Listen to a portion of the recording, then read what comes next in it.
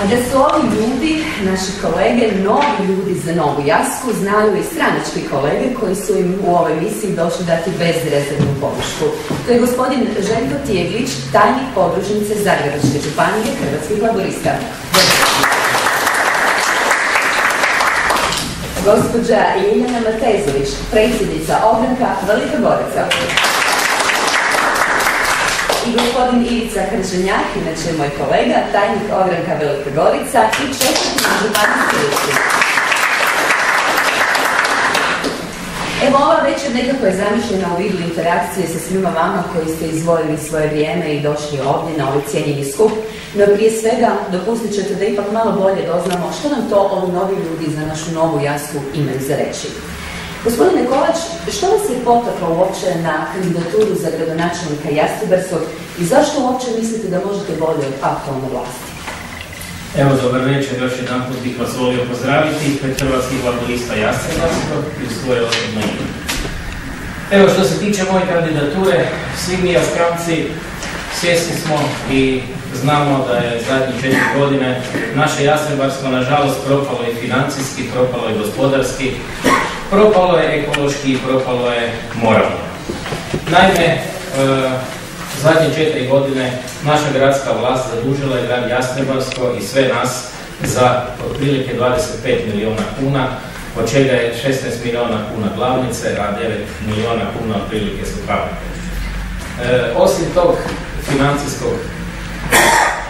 financijske jedne crne rupe, nažalost moramo reći da i gradsko poduzeće Vode Jastrebarsko u posljednje 4 godine akumuliralo je otprilike 6,35 milijuna kuna gubitka.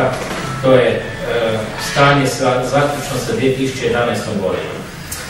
Kada samo ta dva iznosa zbrojimo, dobivamo iznos od preko 31 milijun kuna, a to je otprilike nešto malo manje od jednog izvornog proračuna grada Jastrebarskog. Što to znači? To znači da su nas vladajući u svoje 4 godine zadužili za još jednu godinu, odnosno da su u 4 godine potrošili novaca kao da vladaju 5 godina. Nažalost, niti gospodarska situacija zadnje 4 godine u Jastrebarskom ne ide na bolje, nego na gore. Tome svjedoči statistički podaci, pogotovo o broju zaposlenih, odnosno broju nezaposlenih u našem gradu, koji su u zadnje 4 godine broj nezaposlenih se udvostručio. Nažalost, Jastrebarsko je zadnje 4 godine došlo i na zadnje mjesto po odnosu broja zaposlenih prema broju stanovnika u našoj Zagrebačkoj županiji. Znači, zadnji smo, imamo najveću stopu nezaposlenosti u odnosu na broj stanovnika. Nažalost, jedini poslodavac posljednje 4 godine koji zapošljava u gradu Jastrebarskom upravo je gradska uprava i upravo su javna poduzeća. Svi ostali, nažalost, su ljudi otpuštali ili su se zatvarali. To je jedna sumorna gospodarska situacija i oni koji su dolazili do posla, nažalost, bili su samo oni koji su u vladajućoj garnituri odgovarali prema nekakvim rodbinskim načelima i prema političkim načelima. I moram reći, zadnjih godina za vrijeme ove vlasti nepotizam u Jastrebarskom stigao je svoje savršenstvo.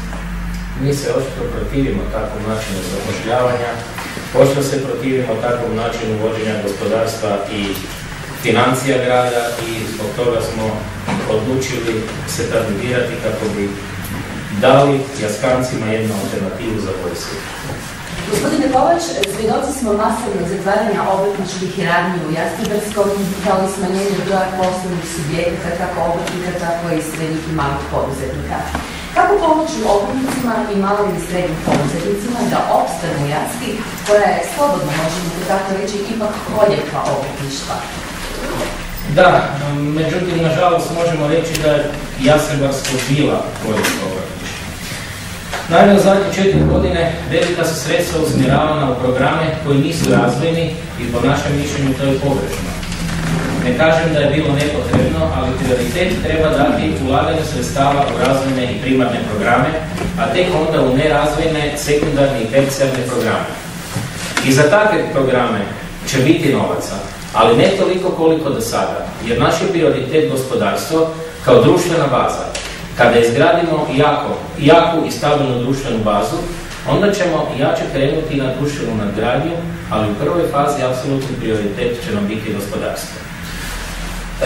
Kako ćemo to ostvariti? Povezat ćemo se sa regionalnom razvojnom agencijom kao mostom prema europskim fondovima. Ona će obučiti ljude u gradskoj upravi i pomoći im da apliciraju za gradske projekte i programe.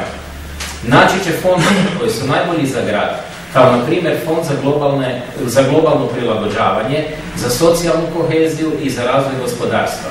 I realizacijom takvih projekata ubijamo dvije muhe jednim udarcem. Rješavamo problem gospodarstva i istovremeno zapošljavamo nezaposlene. Ne bi vjerovali, ali jedan austrijski grad prošle godine na taj način povukao čak 540 milijuna eura iz fondova za globalno prilagođavanje i iz socijalnih fondova Europske unije, a sad je taj novac završio u razvoju i u zapošljavanju. Sa druge strane, sami ćemo na lokalnom nivou poticati naše privrednike i obrtnike koliko ćemo najviše moći. Između ostaloga, osnutkom garancijske agencije koja će garantirati za njihove poslove i osnivanje poduzetničkog centra. Također, naši će nam obrtnici i privrednici biti prioritet i prvi izbor kod izvođenja javnih radova i raspisivanja javnih natječaja. Na koji način, s obzirom na zakon o javnoj nabavi koji je tržišno otvoren, možete i planirate dati prednost lokalnim obrtnicima? Da li je to uopće izvedivo? Jasno da je izvedivo. Mi ćemo raspisivati potpuno transparentne javne natječaje, bez začkoljica koje bi davale prednost jednima u odnosu na druge, kao što smo nedavno imali primjer da se za profil stolarije koja se treba ugraditi u našu školu tražio točno jedan određeni, vrlo rijetki profil stolarije koji vozi samo jedno poduzeće u Hrvatskoj. Takvih javnih natječaja kad laburisti dođu na vlast neće biti. Mi ćemo omogućiti svima da se ravnopravno mogu natjecati na našim javnim natječajima, a onda uopće ne sumnjamo da će naši jaskanski privrednici biti bolji ponuđači od onih iz Rijeke, Samobora ili bilo kojeg drugog grada u Hrvatskoj. Nije samo stolarija u pitanju, nakupovali smo se i Fordova. Gospodine Kovač, komunalna infrastruktura gorući je problem i neophodna je Jaskancima. Što zapravo planirate napraviti i na koji način planirate staviti naglasak na izgradnju komunalne infrastrukture i od kuda namaknuti novac? Novca navodno nema. Novaca ima, ali on curi na sve strane i tamo gdje ne treba, ali nažalost još i više tamo gdje ne bi niti smio. Na primjer, nabavka novih, nepotrebnih i preskupih službenih automobila za gradonačelnike, za dogradonačelnike, kao i za poduzeća u vlasništvu grada. Nažalost, imamo u gradu našemu i udruge koje se neprimjereno visokim novčanim sredstvima financiraju kako bi vršile reklamu isključivo stranaka koje su na vlasti i to na račun poreznih obveznika. Također, imamo u Jaski nešto što bi se moglo nazvati jaskanskom Fimi Medijom. Naime, vrlo često se za društvena događanja koja organizira grad Jastrebarsko angažira privatna medijska tvrtka koja je debelo i masno plaćena iz gradskog budžeta, a u isto vrijeme Gradski ured za gospodarstvo i turistička zajednica u tom smislu ne poduzimaju ništa. Mi mislimo kada bi se ta sredstva racionalno i realno raspoređivala, kada bi ljudi iz gradske uprave i turističke zajednice radili posao za koji su plaćeni, onda takvih nepotrebnih troškova ne bi bilo i takvi novci bi se dali puno bolje iskoristiti. Prema tome, sramota je da jedno Jastrebarsko ima naselja koji imaju problema sa opskrbom vode usred ljeta, a s druge strane znamo da Jastrebarsko, tako reći, leži na bazenima vode. Gospodine Kovač, znate li vi i što mislite znaju li građani Jaske što se događa na odlagalištu otpada Božička? Ja pretpostavljam što se događa na odlagalištu otpada Božička, pretpostavljaju i građani, međutim sve te aktivnosti su nažalost zavijene velom tajne i svakodnevno se vrši